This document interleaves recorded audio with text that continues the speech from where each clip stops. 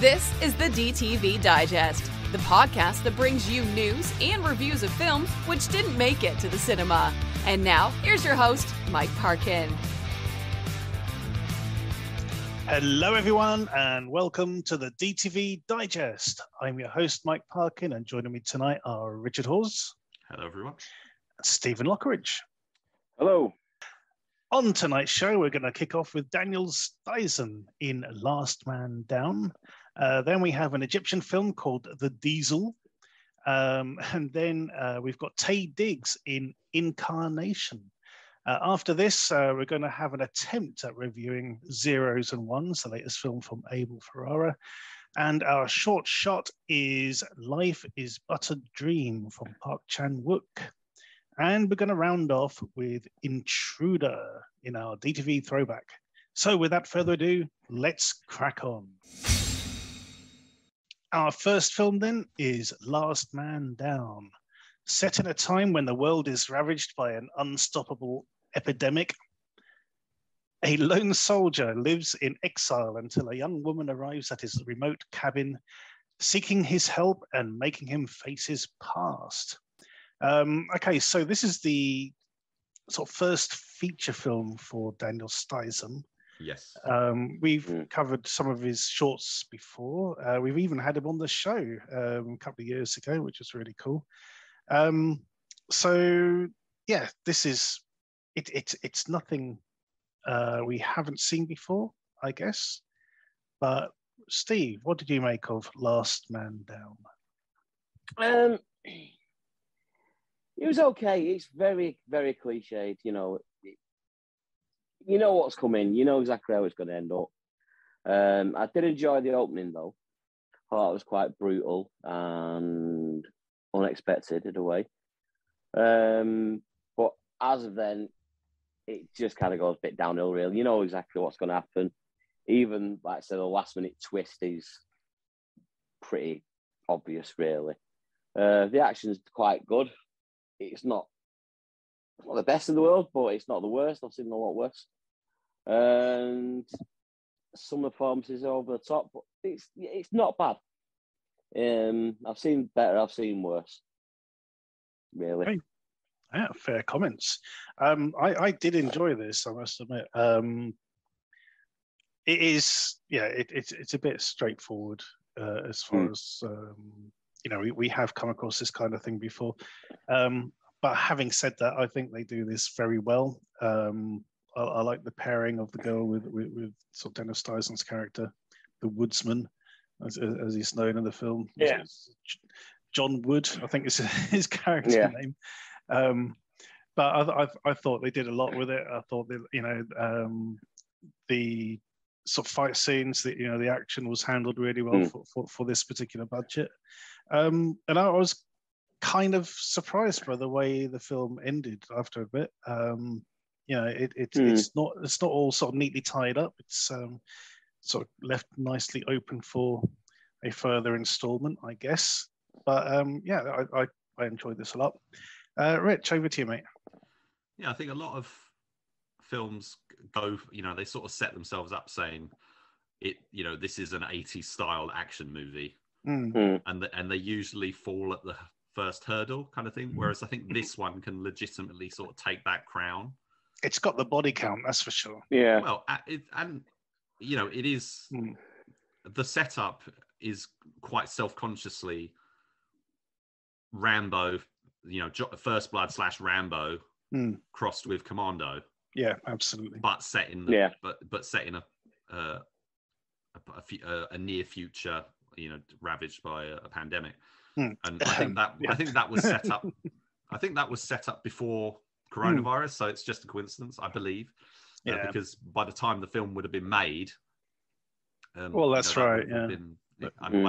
Unless they've added that in, I don't know. Sean Malloy quite astutely observed that really the whole virus thing really doesn't get.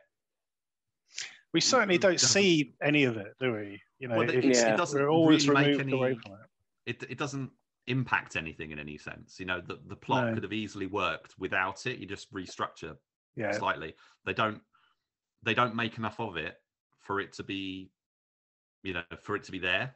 It's kind of it's just sort of this near future kind of setting, and everything basically takes place in the woods. There's no cityscapes or whatever. The whole at the beginning of the film they say he's immune, but they never make anything of it. Yeah. And then there's the girl character introduced, and she's got some things about her which are important, which again we've seen in other films. But I don't mind the derivativeness at all. I think I hardly noticed. I hardly noticed those elements being missing. If you focus on the action, which is the core component here, it is a muscular guy action movie, and I think it's a massive success. He looks the part. Stuyson, from the films that we've watched him in previously, Gain and Retribution, I think he's got this, he's got this grizzled kind of look about him with the beard and stuff. One of his characters was homeless. Another guy was, a bodybuilder, but like a bit of a nasty piece of work and stuff. He's got this kind of unappealing, look about him. He's not like Arnie, who's got that sort of clean cut sort of handsomeness about him. Stuyson, he's got that kind of scary look, and he's really gruff and grizzled. But he seems to like sort of leaning into darker characters from what we've seen. I think that works. I think it works absolutely fine.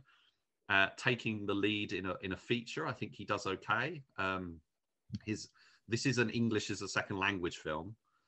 So I mean, many of the action stars of the day were, not native English speakers, but he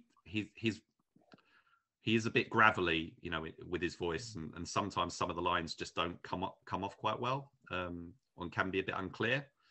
And the same with the actress, who's Moldovan.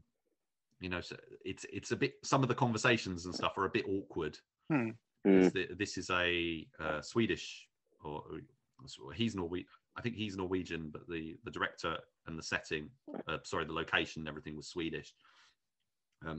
So there's some of the cast are English, but for the most part, it is people, making Europeans making an American style film. And I think, I've seen examples of that before where it just doesn't work.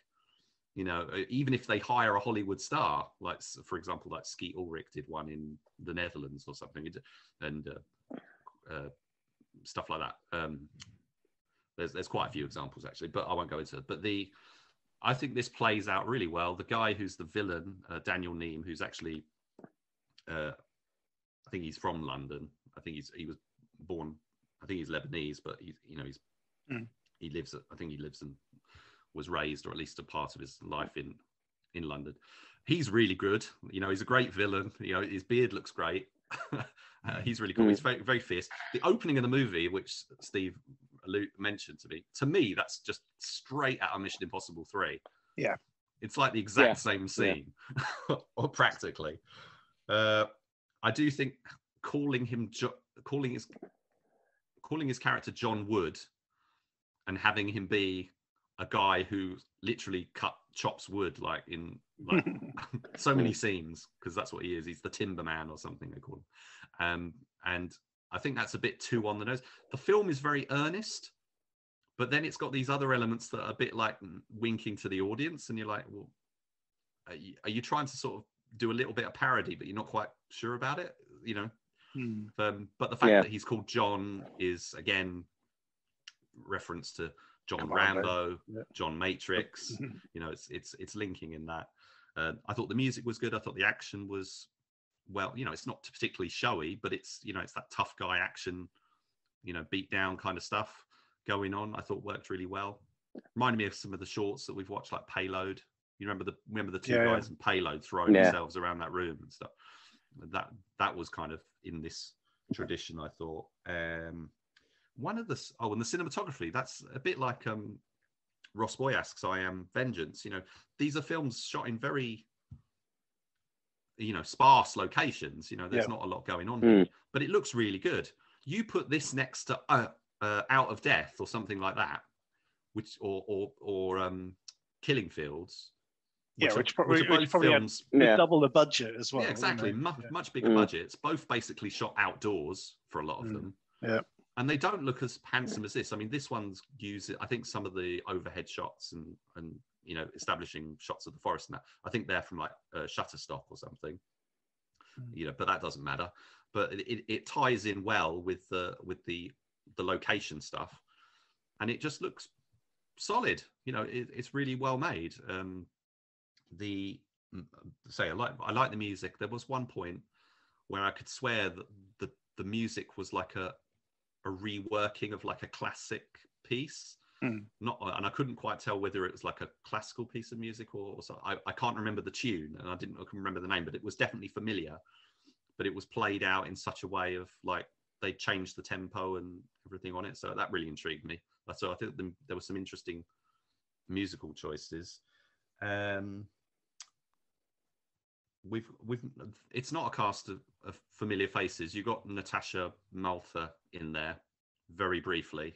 She was Blood Rain, and she's done various other things, but she's only got a small part. It is essentially a film made by people you've never heard of, starring people you've never heard of, but it's so much better than like all the Bruce Willis films recently.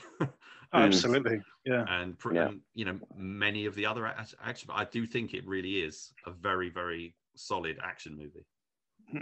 Totally agree. Yep. Yeah. Okay, scores on the doors. Steve? I'll give it a 7. And Rich?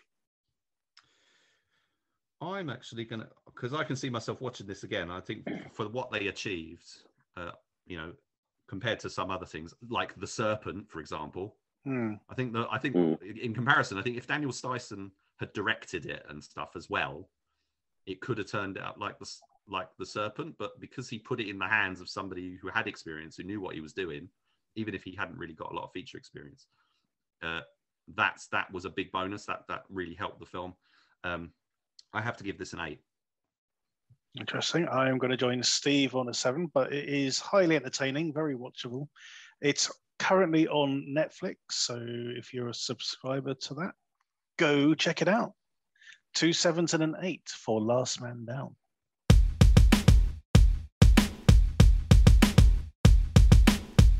Our next review is The Diesel. A stuntman finds himself investigating a criminal organization when his friend confesses to a murder he didn't commit. Okay, so this is an Egyptian film. I would like this a lot, mainly because it was something a bit different to what we usually get, but still sort of delivering action. It almost felt like a Bollywood movie without the dancing and singing.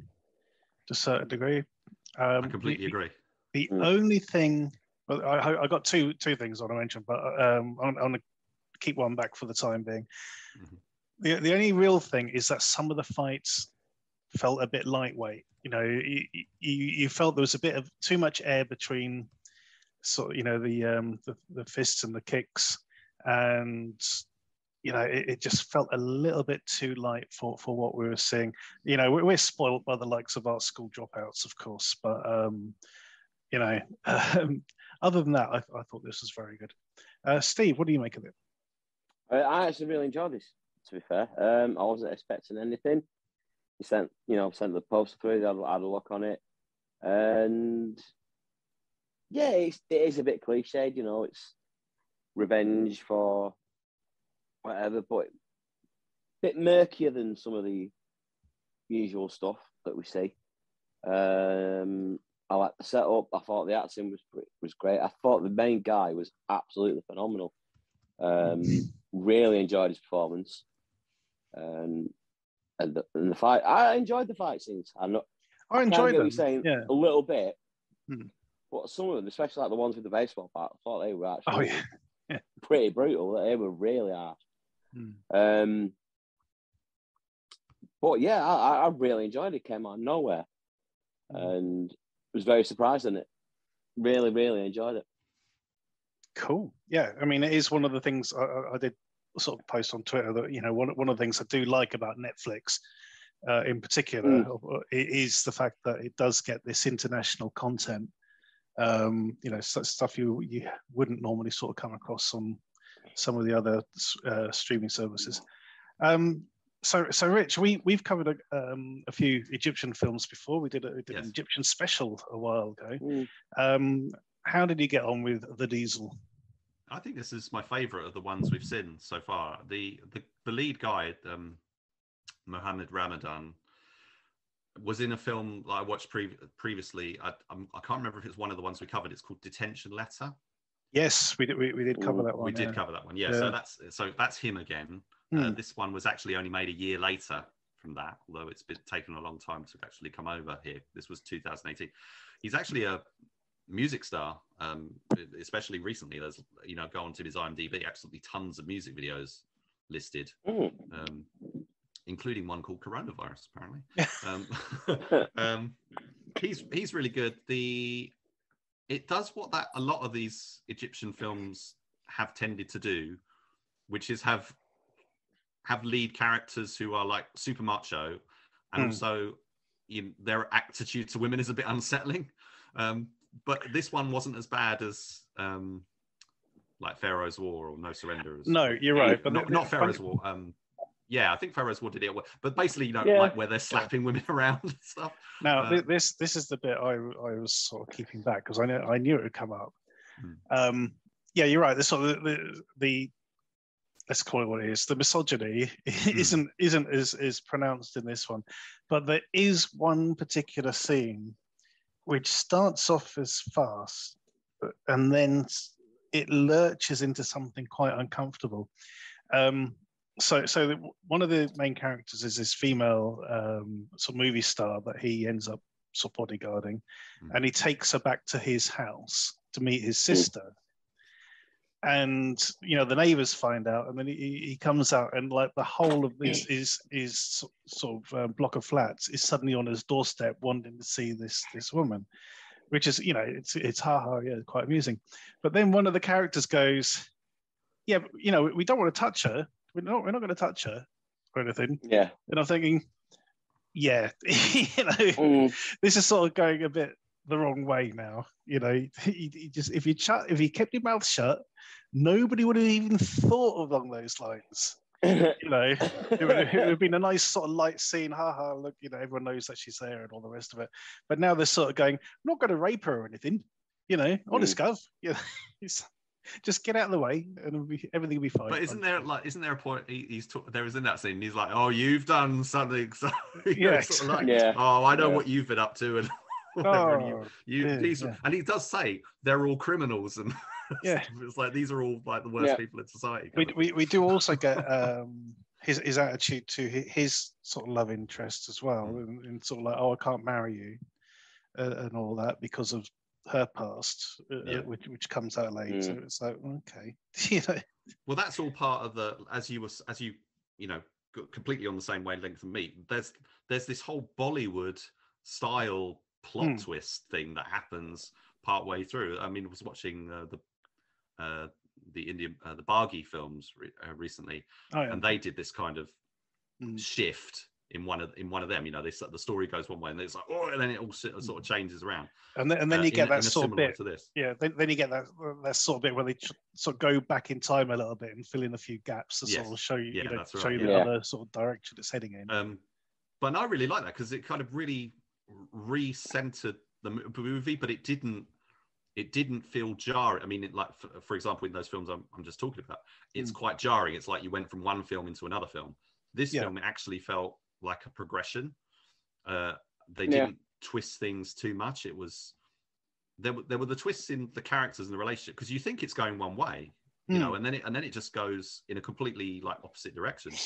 And there's also the stuff with the bad guys and what they're up to. That comes completely out of left field. It's all like it turns almost into The Running Man. It's really but I like on a much lower scale. But that was quite brutal and say unexpected. I thought it would be. You think it's sex trafficking and sort of thing going on, but it's not. I really like this film. I thought it was very well made. I thought the action when it came was really hard hitting and really good and fun. I mean, he jumps a car at one point in that in a long shot as well, showdown in Little Tokyo kind of fashion. and that works quite. There's stuff like that. It's like it's really worth watching. I mean that particular stunt was done in long shot in one take. It didn't suddenly cut to him jumping over it. It was you saw the whole thing. It was almost like when we watched Armor of God 2 the other week. With the submarine leaps onto the cargo net. But this was exemplary stuff, and it needs a spotlight on it. I think it needs people to sort of shout about it a little bit. Netflix is the only place you can see Egyptian movies like this. I know. Thank heavens for Netflix sort of taking these on, and so I don't know if they're.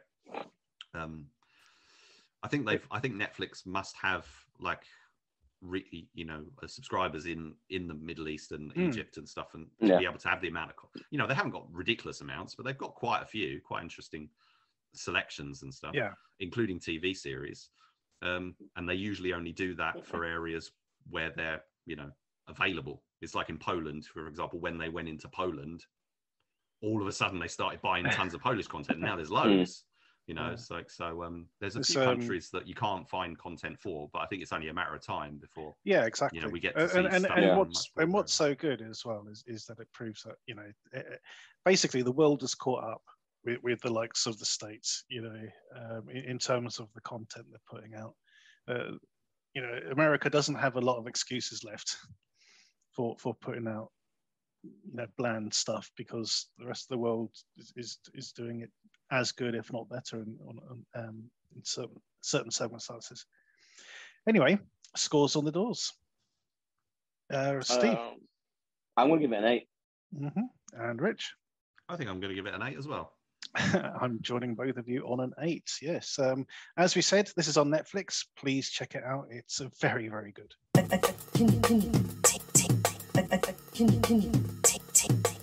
Our next review is Incarnation. A young yuppie couple move to a huge house in LA and discover a demonic ritual which will make them rich, but at a price. My first question to you guys is, you drive up to this house, you take one look at it, do you go in? Steve? Yeah, I'll go in, because it does look quite nice at first. It looks like the Amityville house on steroids. Yeah, I know, but I think that's, I don't know. I mean, I presume it wasn't built for this, because it's so dirt cheap. But there's like a couple of shots halfway through where you see the roof, and it looks like an evil skull, basically. Like a sort of jack-o'-lantern kind of thing, isn't it? Yeah, and I thought that was actually probably one of the best bits about this, to be fair. But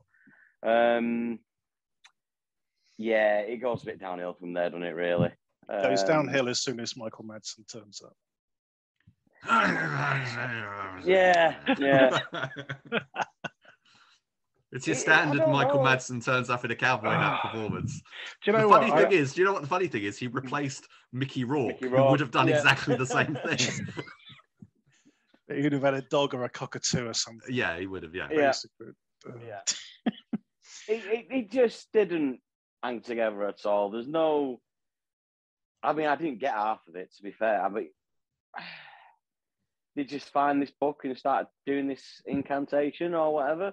It just didn't make any sense. And then about halfway through the film, she makes a choice of spending some money, or quite a lot of money, without telling her partner. And I don't know, it's just the reactions don't ring true in any of it, to be fair. And well, it's because the influence was upon them at that point. They're not acting like themselves. I know what you're saying, but it just didn't give the impression that there was anything there to influence them, if you know what I mean. It was just it just read a book and drew a pentagram on the floor, and that was kind of it. And it just didn't make sense. Didn't do anything new or different or totally nothing made sense of it, basically. And it wasn't great. I mean, when she wakes up and she's got something etched into her back, and there's blood everywhere, and it's just not really mentioned again. Just you know what I mean? The things like that. It just didn't line up or make sense or anything. Yeah, I wasn't impressed. I agree with you. I think it's too slow as well. I think one of the problems is the house was too big. The house actually felt too big for the film, for what they were sort of trying to do. For me, that was part of it. But Michael Madsen turning up, I thought he was, one scene and done. But he does actually turn up again later on. But he is not the Eric Roberts. No, that's right. Of the film. Yeah. He is there more than you think he's going to be. Although I think he did turn up, as far as wardrobe was concerned, I think it was a case of.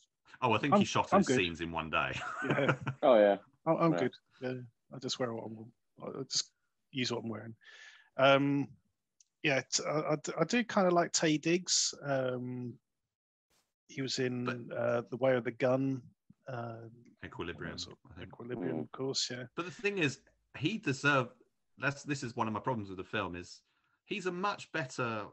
He deserves much better than this. How did he end up in a film this low budget? I mean, it does. It has a certain reasonable look to it, but it is very low budget. It could be a case of we'll fix that in post sort of thing, yeah. And the house, like you say, the house has got this. It is like a new. I mean, it's a haunted house movie basically, but it is a new house, which is quite, it's supposed to have been occupied before, but it looks pretty much brand new. It doesn't have any character, which is a problem. What is essentially a reworking of the Amityville Horror, as you sort of alluded to. It's that whole sort of going a bit crazy in the house kind of thing, but there's no kids involved, so there's no element there.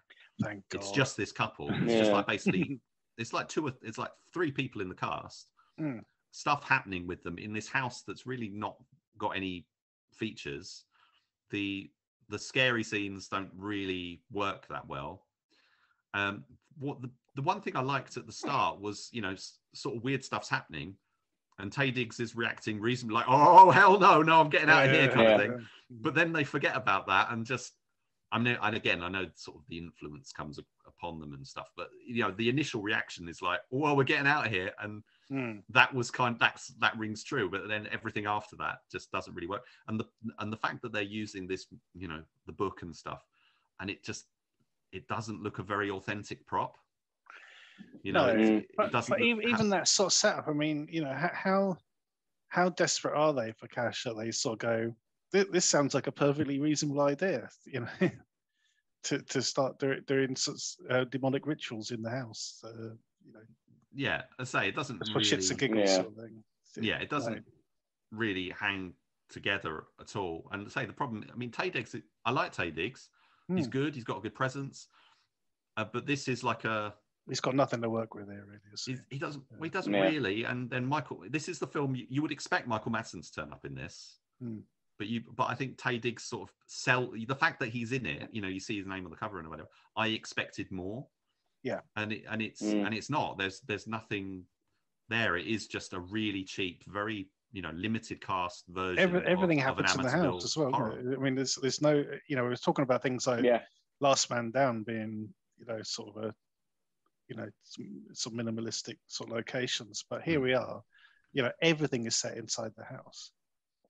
Yeah, literally.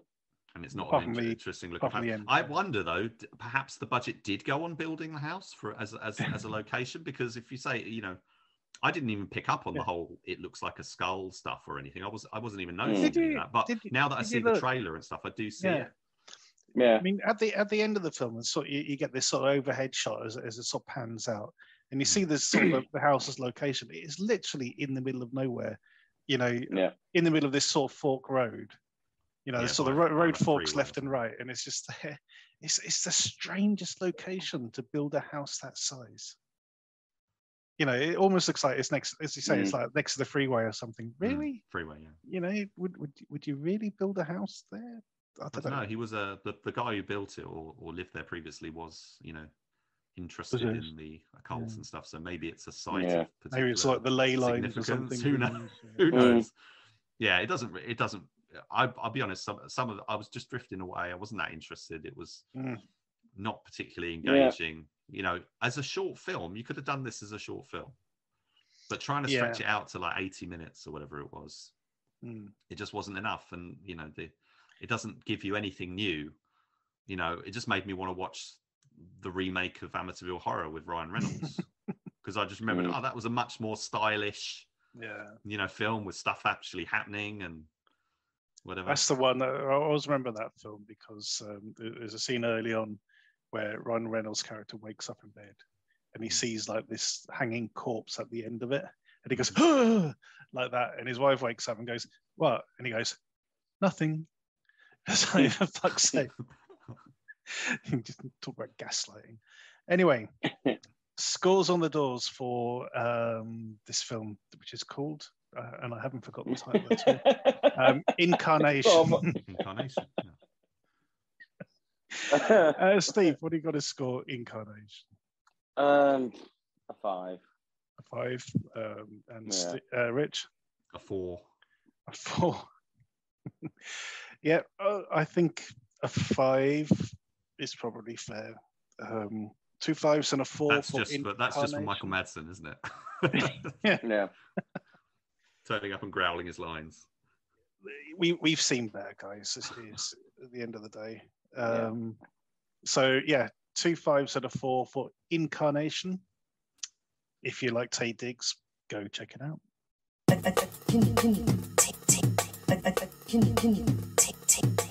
Our next review is Zeros and Ones. A military officer searches Rome for his missing brother just as the Vatican is attacked. Okay, so this is a film by Abel Ferrara, and it stars Ethan Hawke. And there's an interesting prologue to the film where Ethan Hawke addresses the camera as Ethan Hawke and sort of says how much of a fan he's been of Abel Ferrara's work, and he's a dream to sort of work with him and all the rest of it, and he hopes to enjoy the film. Later on, there's another sort of to the camera piece by Ethan Hawke at the end, which is just after he's finished watching the film. And he is probably as nonplussed as we are. And he was in it. And I think he claws it back a bit, though. I think he's a little bit. At first, it seems like he doesn't really have anything much to say, and then he kind of pulls something out of his arse. He really does. But so. Or does he? Or is it part of the script? I don't know. Who knows? It's hard to say. So, we did a sort of over whether or not we were going to cover this. You had made the initial sortie into the film, Rich, and decided, no, this is incomprehensible nonsense. Let's ditch it. And then I found myself watching it as well, so that kind of forced you into finishing it off. Yeah. I think films like this are important for us to review at the end of the day, because that's kind of what we're here for. We're here to, look at the bad as well as the good. To warn people. We watch this so you don't have to. That's the thing. But this is. Could you make sense of it? Did you know what was going on? Well, for one thing, I had no idea it was shot in Rome, or it was set in Rome. I thought it was like Afghanistan or somewhere, somewhere typical. I had no idea it was actually even in a European city. I had no idea what the Russians were getting involved. All of that sort of stuff. It was just incredibly bizarre at times. Basically, as much as I can tell, is that Ethan Hawke's character goes to Rome trying to find his brother, also played by Ethan Hawke, who's a drug addict / revolutionary. He's exactly the sort of person who would have been, in Washington on the 6th of January, invading the Senate or whatever it was a couple of years ago. But Congress even, yeah. So. He's exactly that sort of guy. you know. But he's been set up by the CIA or someone to be a patsy for this attack on the Vatican. Who knows why the Vatican's getting attacked? It's never explained. But sort of, you know, Ethan Hawke's character is this sort of operative. He kind of knows stuff. He's savvy enough to know that, you know, people are always after him. He's always sort of just getting out of the way. But yeah, it's very murky, and I suppose, you know, the reality of this sort of espionage, it probably would be that murky to a degree.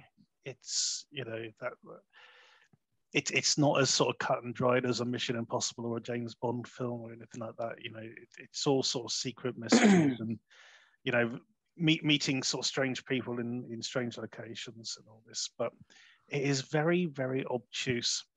And whatever message that Abel Ferrara is trying to sell, it's just lost in the noise. You know, it is very, very bizarre. How did you get on with this in the end, Rich? It's terrible.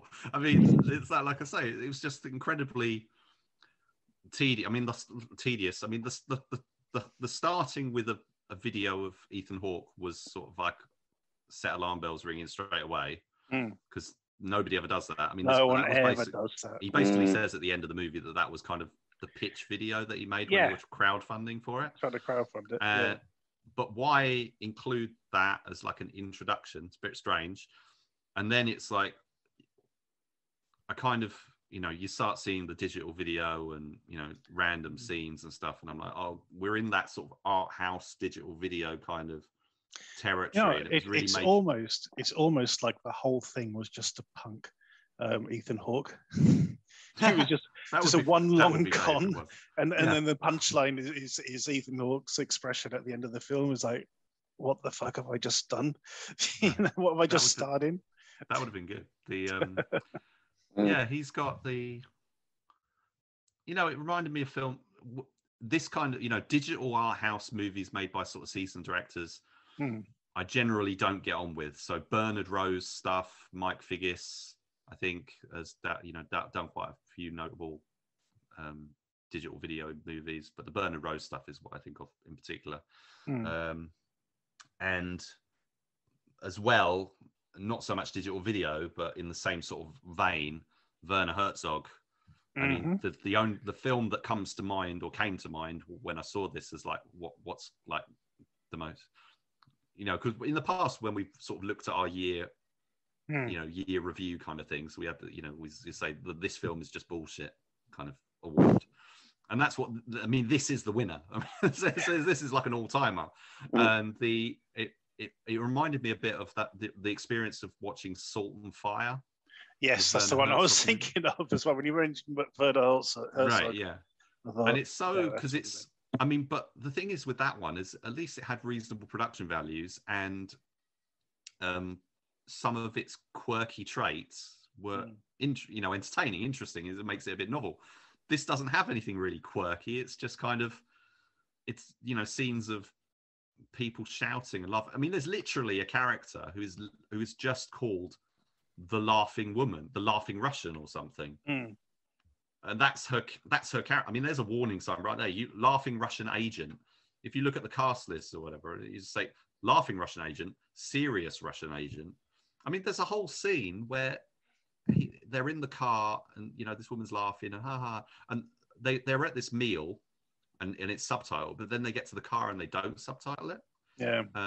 And then they get to a hotel and they start recording a sex video, basically, for some reason. It's the weirdest honey trap ever, basically. It's just going, and it's really drawn out. It's all drawn out, and it's nothing's happening, and then stuff starts blowing up, and it's sort of really cut very quickly. Yeah. So you don't actually, you sort of like you don't actually realise what building's being blown. I thought it was a mosque. I thought it was a mosque they blew up. It turns out to be the Vatican.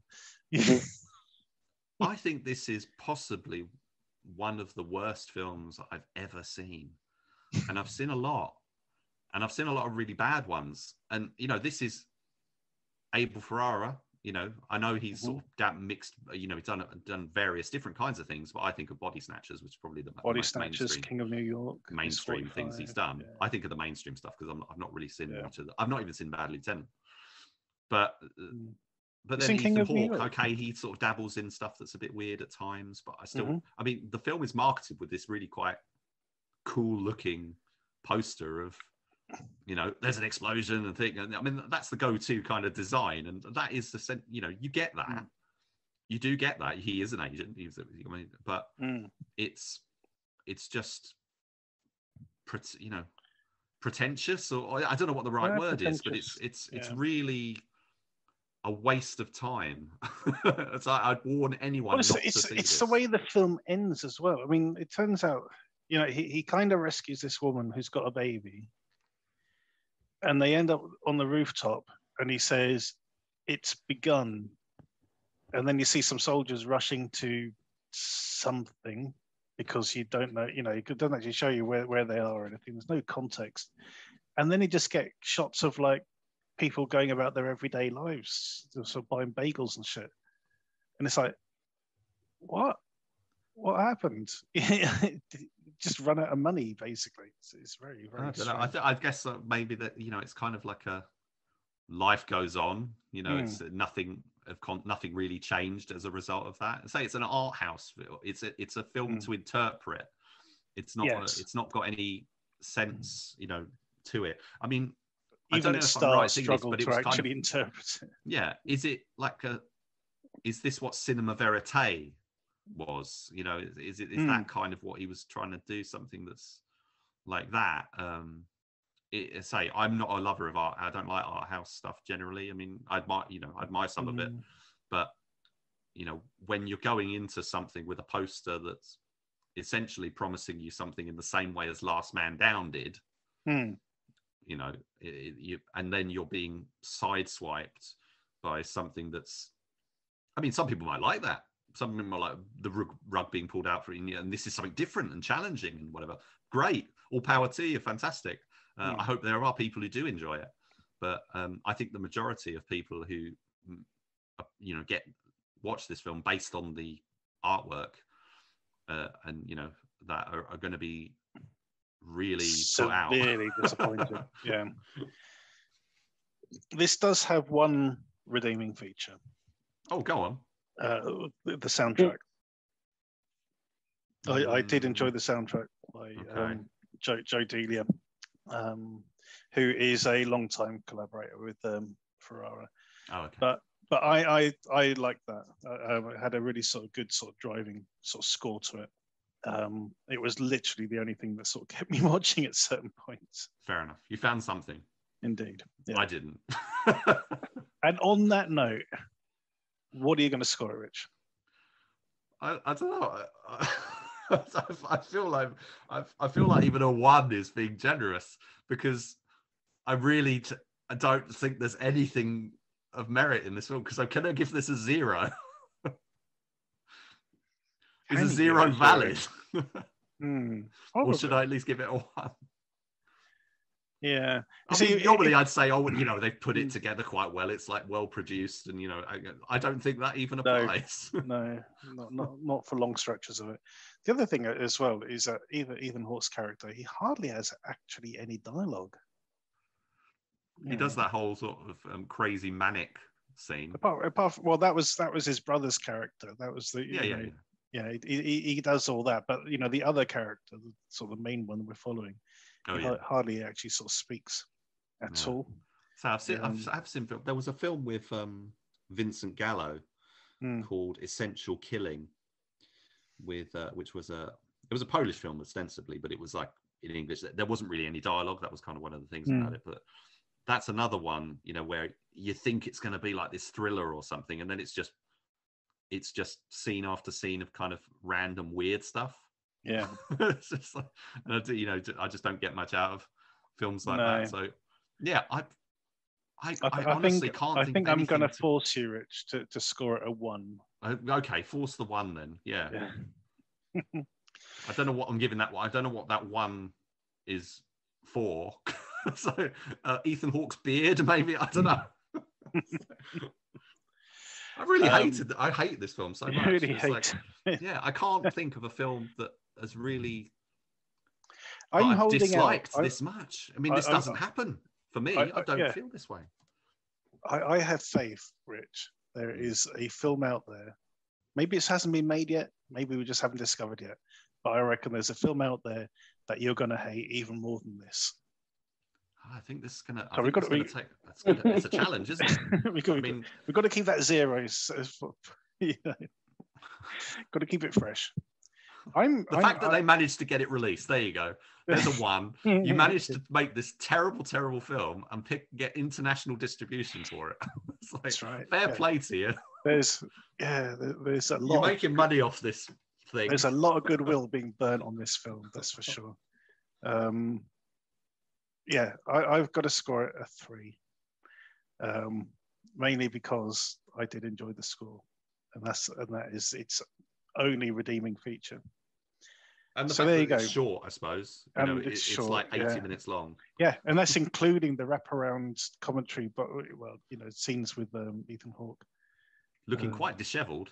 He does at the end, especially, because he's literally exasperated at the end, because he's literally just finished watching the film himself, and he's like, "Oh my God, what have I just spent all that time doing?" Yeah. At least I got a holiday in Rome, I suppose. Indeed. Oh yeah, God knows what he got. So there you go. Probably one of the lowest scoring films ever that we've covered. We found Richard's new hate watch. No, I'm never touching this thing again. I'm never going near this. Wow. Burn after viewing. So there you go. A 1 and a 3 for zeros and ones. If only we. Oh, if only you missed the trick there. You missed the trick. Never mind.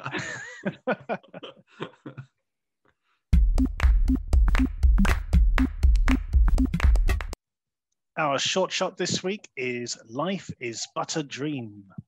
A village undertaker steals the coffin of a long-dead swordsman and must explain himself to the warrior's vengeful spirit.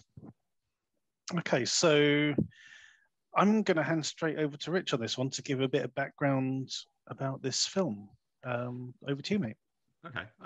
So what's quite interesting here is that normally this segment is curated, watched through quite a lot of short films, and we'll pick something that we know is pretty good and that I think, everyone's going to enjoy. This one, we've basically selected it purely because, this is quite a left field thing. It's a short film that's been released by Park Chan-wook, who did Old Boy and, many other things. And it's a promotional film for the new iPhone.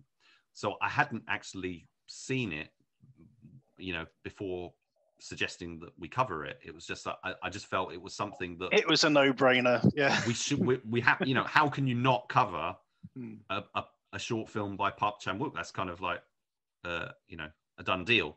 So my coming into this, I'm actually in a completely different position to what I normally would, because I'd normally go, oh yeah, I love this film because blah blah blah. Actually, I didn't like this that much. It wasn't really to my taste.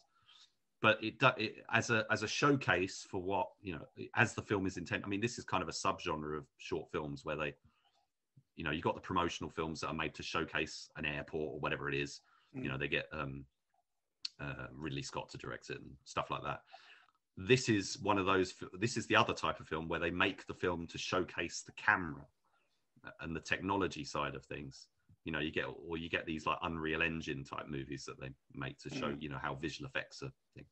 So this is purely to, he gets to unleash his sort of, creative impulses on a clean canvas. And his basically only restraint, I would expect, was the fact that he's got to make it on an iPhone. And he does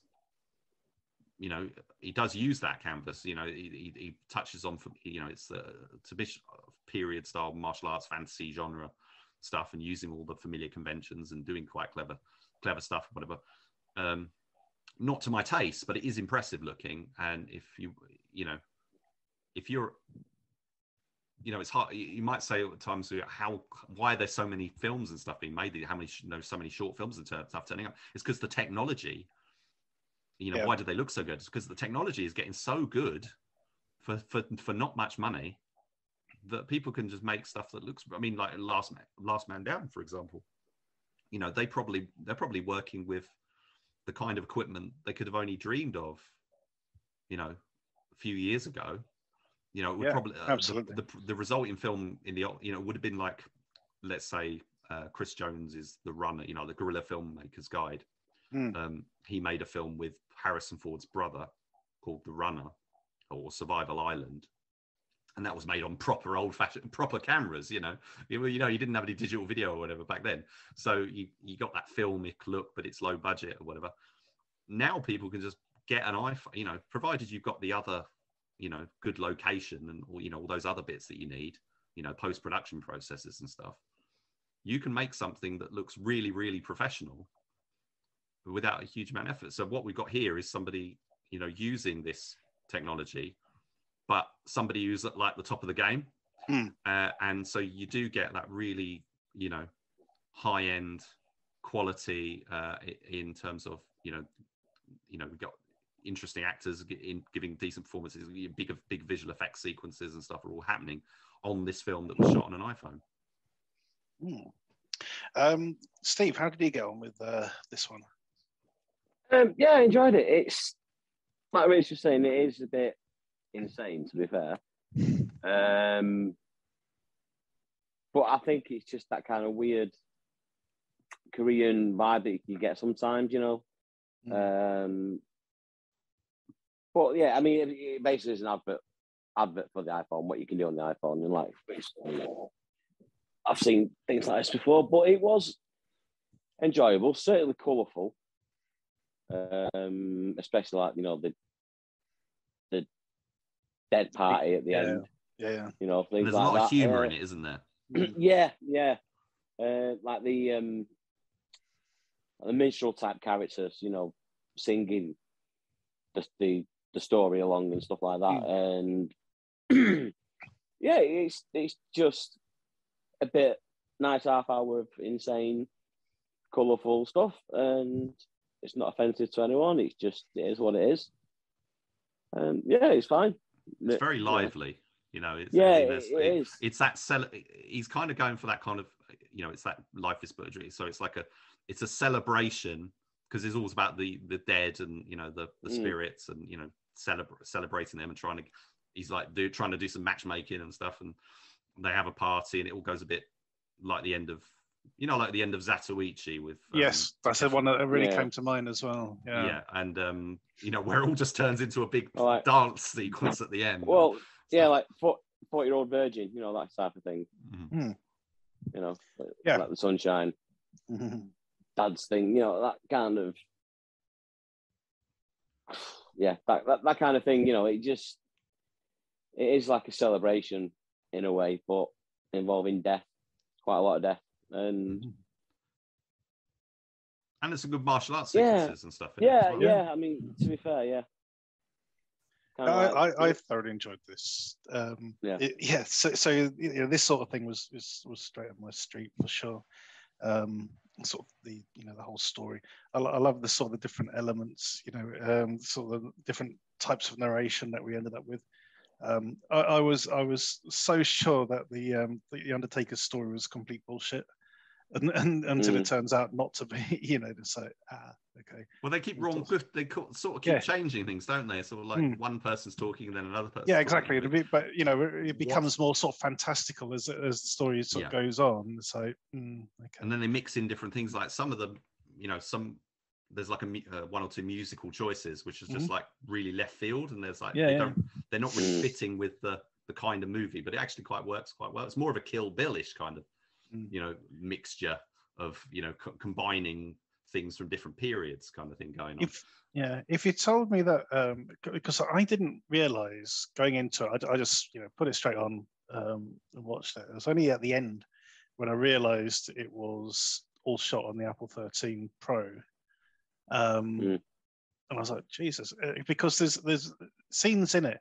For example, there's a scene where the White Martin character and the swordsman are sort of lying side by side in the coffin, and you get a close up of their faces, and it is like 4K digital quality, you know, so you can see so much detail, such a crystal clear image of the two of them. I'm thinking, and I was just sitting there going, wow, they really did a good job with the cinematography and the photography here, because that's like proper 4K stuff. So to find out it was actually shot on a phone was really impressive. That sort of end sequence, again, I didn't know which way it was going. I thought, well, suddenly we're going to get zombies or something, Yeah. But it doesn't. It sort of turns into this huge dance number, a little bit like Thriller, I suppose, to a certain degree, But I thought this was really, really good. Makes me want to get an iPhone. It really did. Do you think they did any changes to it? Because although it does have that digital look to it, it's not like an overtly digital look like a Michael Mann film, for example. No, see, this is the thing as well. It's like, okay, yeah, it's shot on an iPhone, but you still got a cinematographer, you've got an editor, you got a costume designer, you got special effects. So again, maybe some of that is done on the phone. They might have certain sort of fittings and stuff, but it didn't come across as being. But it does say in the credits at the end, filmed using the iPhone, the iPhone Pro, whatever, edited on the Apple Mac, but also some scenes are created in CG. Which they have to be because they've got people flying around all over the place. Flying around and phantoms and stuff going on. So, yeah. But I was just thinking in terms of just the sort of general look, whether they sort of gave it a, did they give it a little, like more of a filmic? So again, that might be an iBook, the tech that they used on the MacBook or whatever they edit it on. There's probably software and whatever that has, stuff. I know there's all these packages and whatever out there, so maybe they were using some of those. I expect so, but yeah, I think if you you look at this as a showcase for the phone, I mean, it's a great what's great is that it doesn't come off like an advert. It's not like one of the it's a proper film. Yeah. Look at the thing. It is a proper film in its own right. It just happens to be a film that has like this advert pop up at the end that says iPhone. Exactly, and because it's a period piece as well, they can't feature the phone itself in the thing. Which I think is really clever. Yeah, because we watch not selling Netflix again, but we do watch a lot of Korean dramas here at home, and you do get a lot of product placement for Samsung in them. They're always sort of pulling out their Samsung phone, and especially the flip phone and all this sort of stuff, and sort of playing with it and calling people. So this is totally devoid of that sort of stuff. It's just like the selling point is the product I've made using that product. Yes. So yeah. So any more on this one, guys? No, I'd say I think it's worth. I mean, I wasn't massively fond of it, but I do think it's worth a look. I think other people, like Mike, you're a big fan. You like these kind of. I like this sort of thing. I do. Yeah. But yes, so we don't score these shorts, but we do recommend you check them out, and you will find a link to this in the footnotes below. Go check it out.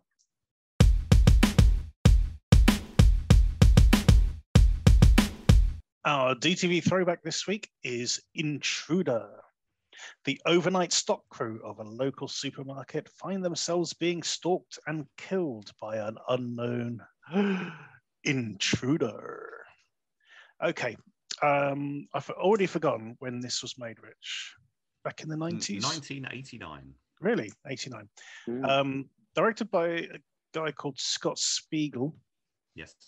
Long-time collaborator with Sam Raimi.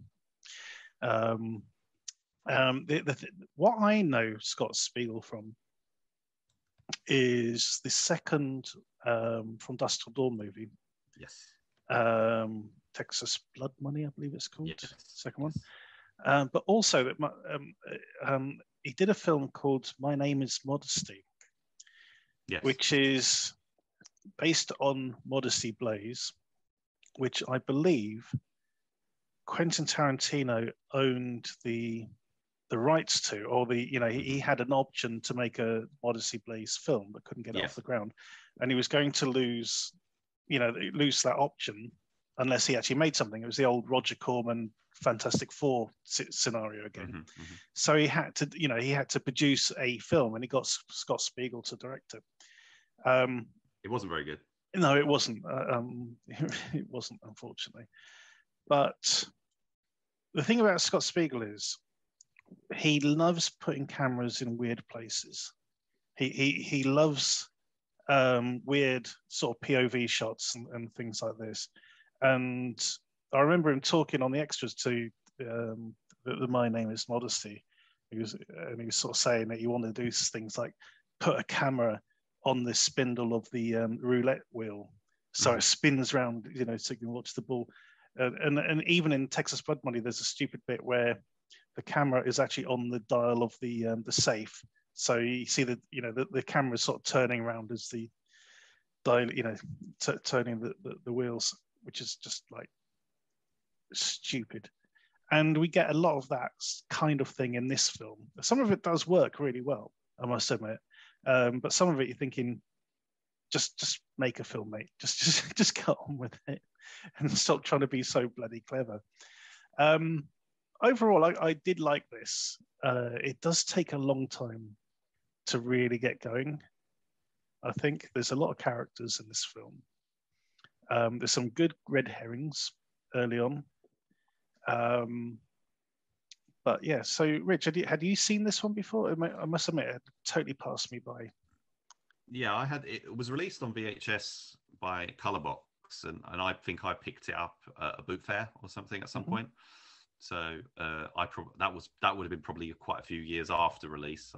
Well, maybe not actually. It might have been only a couple. But yeah, I saw it, and it was those point of view shots that made an impression. That's his like signature, as you say, and it did leave an impression on me. And when I saw From Dusk Till Dawn 2, it was the same thing. It was immediate apparent. I don't remember him doing it a lot in Modesty Blaise, I'll be honest. That film just was so bland. Yeah. I don't really get it. But he did direct Hostel Part 3 recently, about 10 years ago. And I never saw that because I wasn't a big fan of the previous. I haven't seen it yet. I thought the trailer looked quite good, actually. Well, I do want to see, now that I've realised he directed it, I'm actually really keen to see it. Because it's the last thing he made. He hasn't made anything else since. But what I'm curious about, because I liked it as a slasher movie, and it's got that sort of interesting, the visual stuff going on. And I thought the twists and stuff was quite good. I'm just wondering, you approached it from me suggesting it and showing you the poster, and the poster has a couple of names on it, and I was wondering if that coloured the experience for you. Not really. I didn't spot Sam Raimi in it. I saw Ted Raimi. He's pretty easy to spot. But I must admit, sort of Sam Raimi sort of passed me by. So no, that sort of side of it didn't really sort of bother me. Okay, so they basically the new poster, which essentially gives away the ending. Gives away the ending. It says Bruce Campbell, Sam Raimi. Now Bruce Campbell only turns up at the end as a cameo as a cop. Oh, I don't even realize. Sorry, I didn't even realize. Oh, you didn't realize that? Sam Raimi is actually in it quite a lot. He is, yeah. He well, you said you didn't recognize him, but no, I didn't recognize. I thought Sam Raimi was in it. That's what I'm saying, Sam Raimi. All right, Ted Raimi, I saw, because Ted Raimi's in there, yeah. with the headphones. Yeah, and the music that just keeps playing that same tune repetitively, like all the time. That same few notes or whatever doesn't ever change to a different song. So Sam Raimi, his intro when he comes in is he just get pushed straight over into a display of Diet Pepsi. It's a stunt, basically. And I was like, whoa. It's like, that's pretty cool that he would I'm going to be in your movie, because this guy co-wrote Evil Dead 2 and, like you say, got loads of other stuff. I'm going to be in your movie, and you could just push me into stuff. I like that. And he gets kind of knocked around a bit in the rest of the film as well, before his character gets gets killed. But he's pretty good. I mean, it's funny to me that this is the second film that we've covered in the throwback that has featured Sam Raimi in an acting role. The other being Terminal Force with Bridget Nielsen. Oh, yeah. But he didn't have much.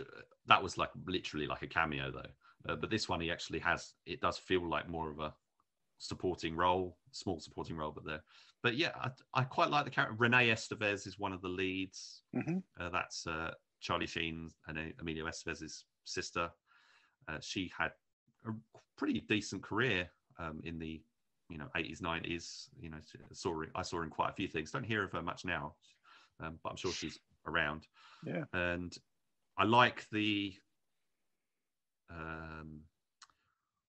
guy who's the guy in the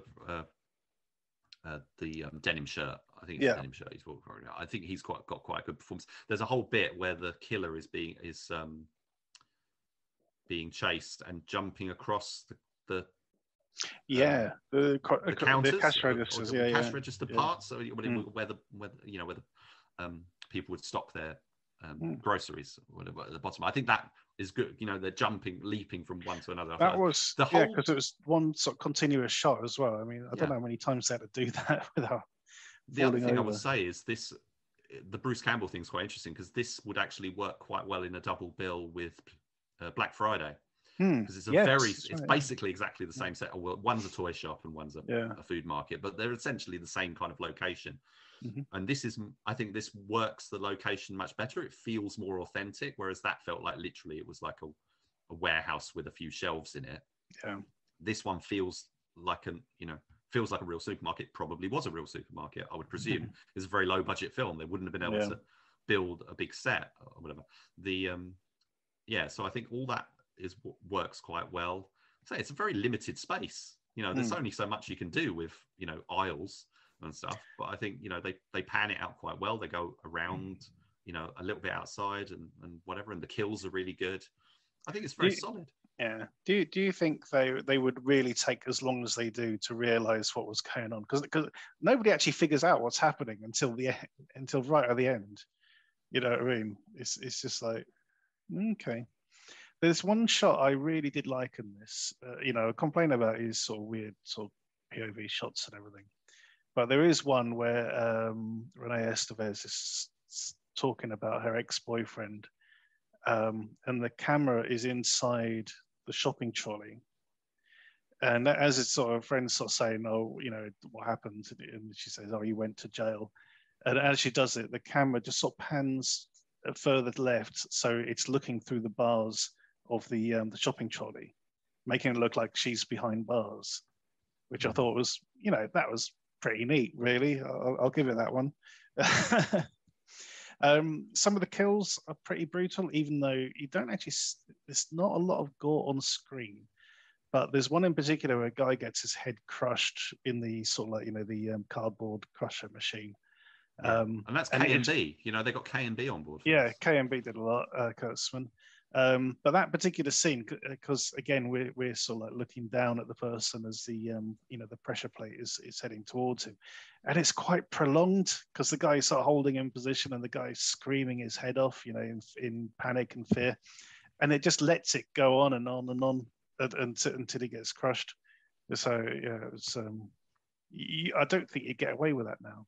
I reckon that would have been forced to be cut. But there you go.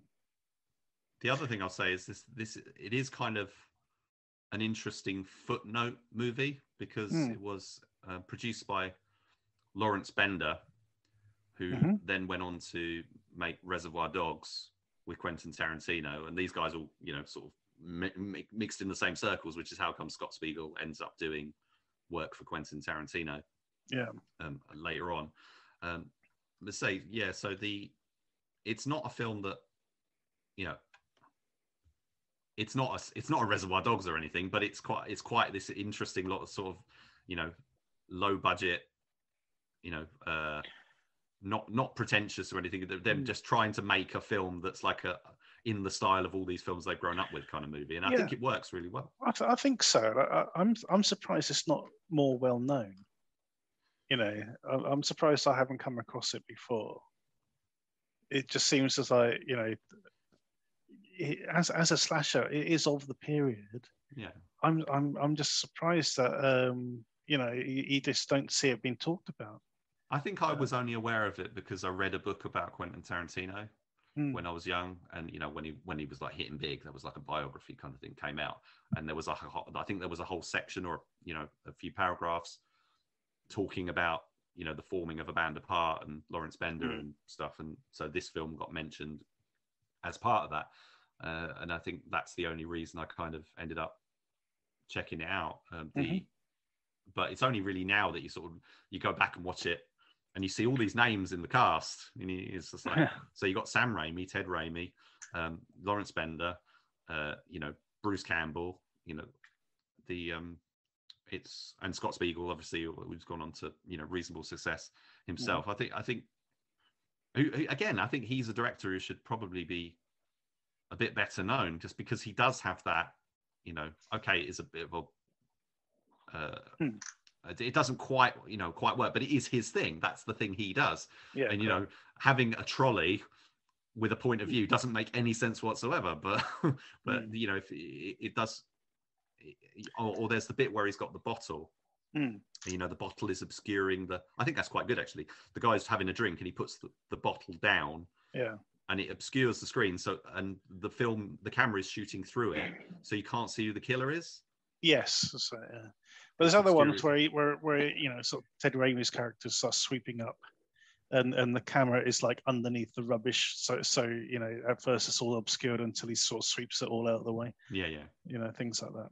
There you go. It must have taken him quite a while to set up all those shots, especially at that time. When you didn't have like easy to move around cameras. These were proper. They were proper filmmaking cameras at that time. He could have done with an iPhone 13 Pro, exactly. couldn't he? I mean, the amount of setups to do these, vanity shots or whatever you want to call them. Yeah, exactly. Must have been tremendous on a low budget film like this. Yeah, I imagine this is very much like Kevin Smith, sort of filming sort of evenings and weekends. As much as possible. I'd be interested to, because I can't remember. I'd be interested to look at the backstory a bit more, because it might be that they were working in that supermarket. Because yes, it is basically it's a slasher movie, Clerks. Without the jokes, exactly, but although there is humor in it, it's quite a fun movie. I think it's just funny that it comes from that era, that wellspring of independent filmmaking, but most people were making stuff that was like a bit left field, and this is just pure genre. Yeah, absolutely. Okay, so this one is on Shudder rather than the usual Prime, so it's definitely worth if you're already a subscriber, then definitely check it out. It's one of those ones to fill in a gap in your slasher sort of filmography. Go check it out. And that is the end of this week's show. So thanks to Rich and Steve for joining me this evening. And there was some definite highs and lows this week, guys. Yeah, you can say that definitely. Absolutely. Please check out the films that we're reviewing. Check out the trailers in the footnotes. Also check out the short shot. Don't forget to check us out on Facebook and Twitter at the DTV Digest. Also check out the Short Shots, our sister show, and its Twitter page, where Richard puts out a new short film every evening. Thank you for listening. Tune in next time.